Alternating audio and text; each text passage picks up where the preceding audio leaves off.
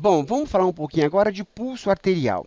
É importante o pulso arterial? Sim, porque às vezes só na palpação do pulso a gente já pode pensar em alguma patologia que aquele paciente tem. Então, se o pulso é muito filiforme, fraquinho, ele tem que prever que esse coração não está com um bom débito cardíaco e etc. E é extremamente importante, vocês ficam muito preocupados com aquelas curvas de pulso, eu tenho que decorar. Não, ninguém vai pedir nada para vocês decorarem. O importante é vocês terem o entendimento, porque se isso cair numa prova no futuro, você já tem uma noção de como estudar. Então, o pulso arterial ele é determinado por 4 fatores. Primeiro, o débito cardíaco. Né? Então, quanto melhor o débito cardíaco, melhor vai ser esse pulso. A velocidade de ejeção, ou seja, a velocidade com que o sangue sai do coração, do ventrículo esquerdo.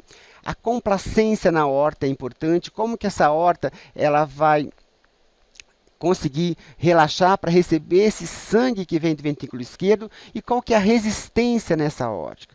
Então, os determinantes do pulso arterial são o débito cardíaco, a velocidade de ejeção, a complacência aórtica e a resistência aórtica. Aqui nós temos uma curva de pulso arterial normal, então no indivíduo com a pressão normal de 120 por 80 milímetros de mercúrio. Então, aqui nós temos a pressão diastólica na aorta. Então, aqui a válvula aórtica abre, começa a ejetar o sangue para a aorta, essa pressão vai aumentando até chegar no pico, que é o pico sistólico, no caso aqui é 120 milímetros de mercúrio, depois ela começa a cair a pressão, então quando essa pressão na aorta ela fica menor que a pressão do ventrículo esquerdo, aqui eu tenho o quê? A incisura dicrótica, ou seja, o fechamento da válvula aórtica, tá? Depois eu tenho uma outra curva positiva, que é o quê? O refluxo do sangue da aorta que volta e encontra a válvula aórtica fechada, dando esse pico, e depois começa a cair até encontrar a pressão diastólica final.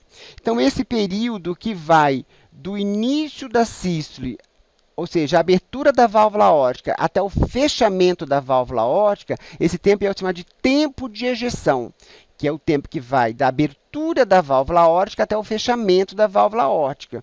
É o tempo de ejeção, que normal é de 280 a 320 milissegundos. Então, nós vamos encontrar patologias que esse tempo de ejeção vai estar diminuído, outro tempo vai estar aumentado, ou seja, eu estendo a curva para a direita. E entre o pico sistólico e o pico diastólico, eu tenho a pressão arterial média. Um detalhe importante, a pressão arterial média não é a pressão de pulso, que é a pressão sistólica menos a diastólica. A pressão arterial média, nós temos que entender o quê? Que o sangue passa maior tempo na diástole, ou seja, ele passa a maior parte do tempo na diástole, ou seja, 1/3 ele passa na sístole, na aórtica, e 2/3 na diástole. Então, a pressão arterial média é a pressão sistólica, mais 2 vezes a pressão diastólica dividido por 3. Então, essa é a pressão arterial média que a gente usa bastante para poder saber se o nosso paciente está estável ou está instável. O tempo de ejeção. Então, aqui eu tenho um tempo de ejeção normal, com a incisura dicrótica, né, que vai de 280 a 320 milissegundos. Eu vou dar um exemplo para vocês na estenose aórtica. Como eu já falei para vocês, a estenose aórtica, a válvula aórtica está enrijecida, ela está comprometida, os seus folhetos estão comprometidos, ou às vezes calcificado, degenerado, ou seja, o sangue sai com muita dificuldade pela válvula aórtica. Então, a curva, como ele sai com dificuldade, eu aumento tempo na curva do pulso arterial e aumenta a amplitude. Então, ele sai com dificuldade, ele fica lentificado e com menor amplitude. Né? Então, isso é o pulvo parvus, ou seja, ele tem menor amplitude. E retardos aumenta o tempo de ejeção acima de 320 milissegundos. E ainda, pela dificuldade do sangue sair da aorta, sair do ventrículo esquerdo para a aorta, ele sofre vibrações nessa curva, que são as critas de Gauss ou anacrotismo. Por isso também que é chamado de pulso anacrótico. Então, na estenose aórtica, eu tenho um pulso parvus, ou seja, menor amplitude, tardos, demora para sair o sangue do ventrículo esquerdo para a aórtica, ou anacrótico, devido a essas vibrações. O tempo de ejeção também pode estar diminuído. Qual que é a melhor patologia é que eu tenho um tempo de ejeção diminuído, a insuficiência cardíaca. Então, no paciente de insuficiência cardíaca, tem toda a alteração do cálcio nas miofibrilas, então vai ter uma contração comprometida, um coração fraco, né? Então, o pulso é parvo, de pequena amplitude. E é um pulso filiforme, ou seja, o débito cardíaco está comprometido. Eu tenho até dificuldade, às vezes, de palpar esse pulso. E ainda dentro da insuficiência cardíaca, eu tenho aquele pulso alternante. Uma hora o pulso é mais forte, outra hora é mais fraco. Mais forte e mais fraco, ou seja, o pulso alternante. E isso me diz uma gravidade. Isso me diz que esse paciente realmente está com muito comprometimento do seu débito cardíaco. Qual que é a diferença de pulso carotídeo do jugular?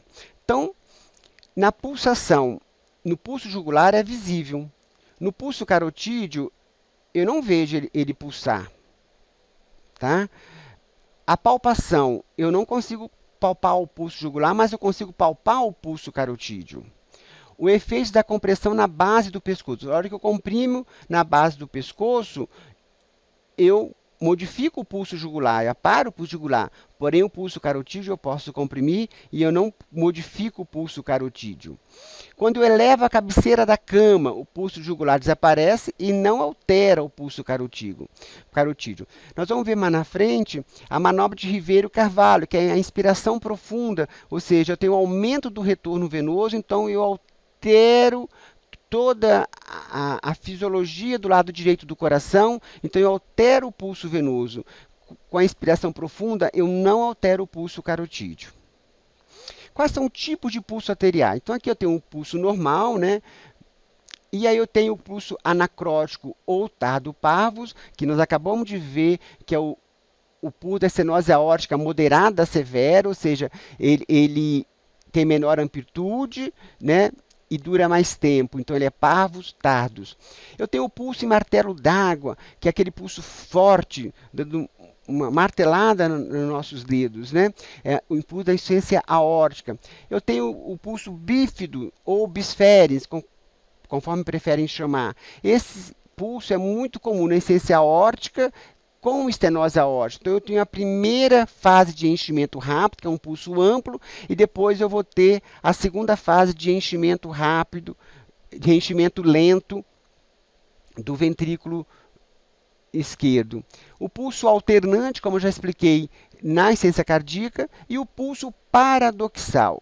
Esse pulso paradoxal, nós vamos perder um pouquinho de tempo com ele, que ele é importante, porque a gente faz diagnóstico à beira do leito de tamponamento cardíaco, né, que isso é muito importante. Então, o pulso paradoxal a gente pode contar na pericardite constrictiva, no tromboembolismo pulmonar, na hipertensão arterial pulmonar grave, ele pode ser fisiológico até nos obesos e nas grávidas.